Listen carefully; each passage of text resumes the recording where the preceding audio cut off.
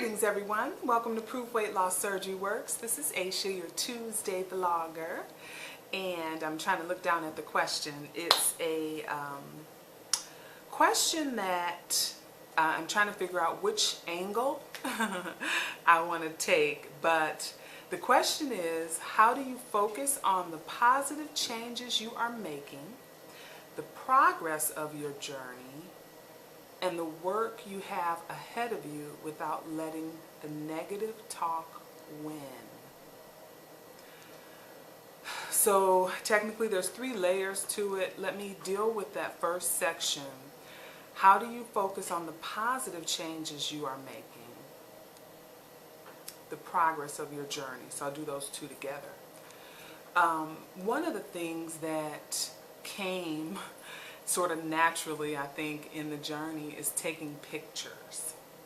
And I always encourage people, grab those moments where you feel special, or you're in a dressing room, or you're doing something that you just never imagined, or you put on an outfit that you didn't expect, you'd be able to fit, and that kind of thing.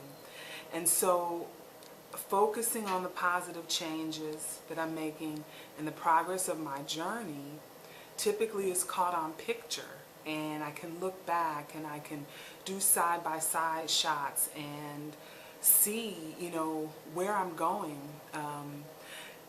One event was coming up, and it was the 2011 Las Vegas meet and greet, and I bought I was 3 months post-op, and I bought a size 16 dress from Lane Bryant, and there's no way I could fit it at 3 months post-op. And I remember buying this dress. It was a great sale and all of that, and I was talking to the workers, and they believed in me.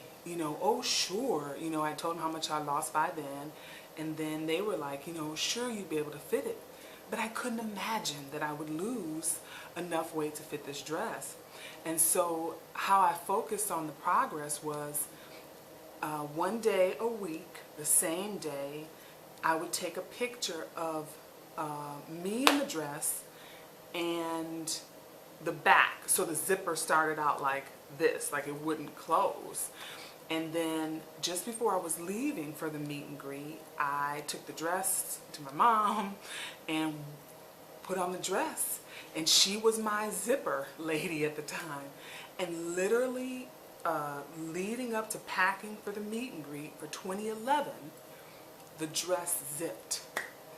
And so the point of that is, it was me looking at pictures, me going off to do the work. I could have focused on, gosh, I'm so big, how will I ever be able to fit this dress? And am I going to fit this dress? And oh, just forget it.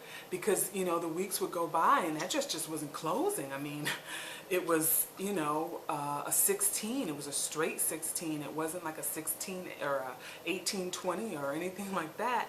It was just their straight 16 at Lane Bryant. And so that's an example of how I focus on the positive changes and the progress of my journey.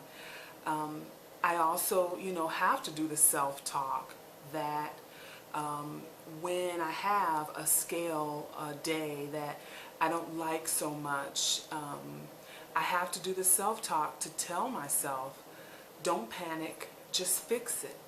And what do I need to do to fix it? The worst of the response to a bad scale day is to panic and feel like the world is coming to an end because the scale is not where it should be. And I certainly am have some dramatic moments around the scale, especially early in the maintenance. But so pictures, self-talk, reminding myself that I know what to do, I know how to eat, I know how to drink water, and I certainly keep an active fitness routine going in my life. And so I try to focus on those things that I know what to do, and it's not a question of whether or not I'm going to do it.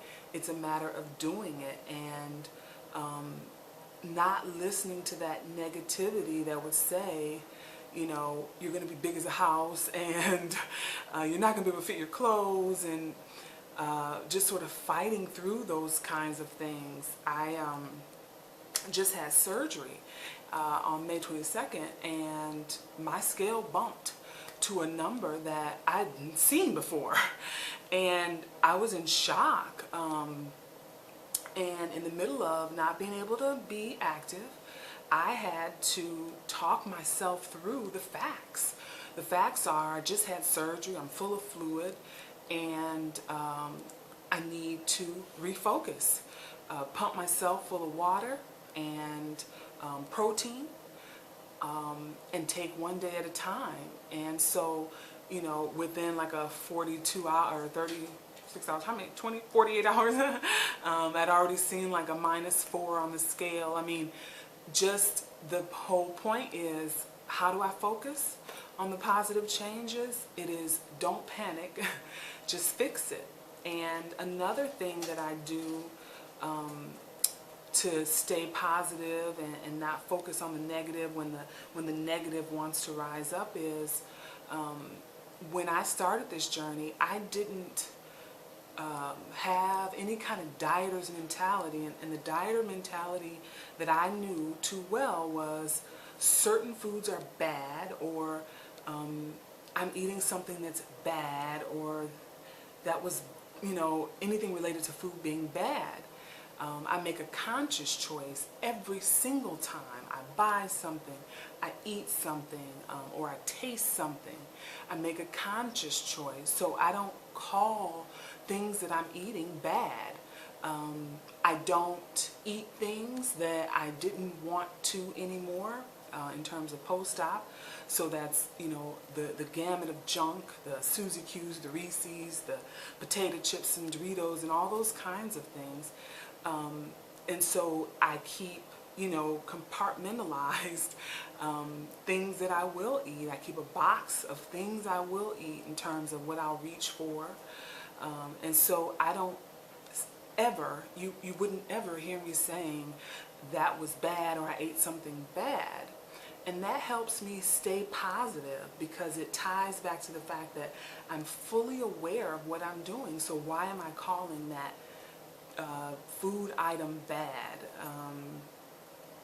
It's a lot of self-talk. It's a lot of discovering what's true to you, and, you know, sort of fighting through panic or feeling out of control.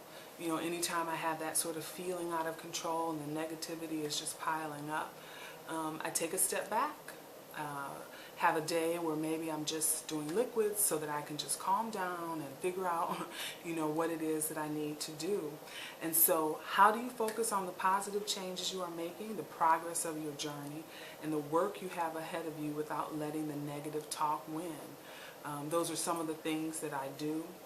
One of the challenges I have ahead of me is a half marathon, and I've seen myself run 12 miles nonstop, and so I hold on to that as I begin training for a half marathon.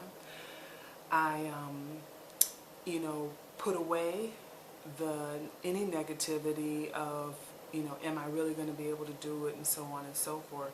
And I draw on, you know, what I have done, how many times I have run 10 or 9 or 8 or 6 miles, you know.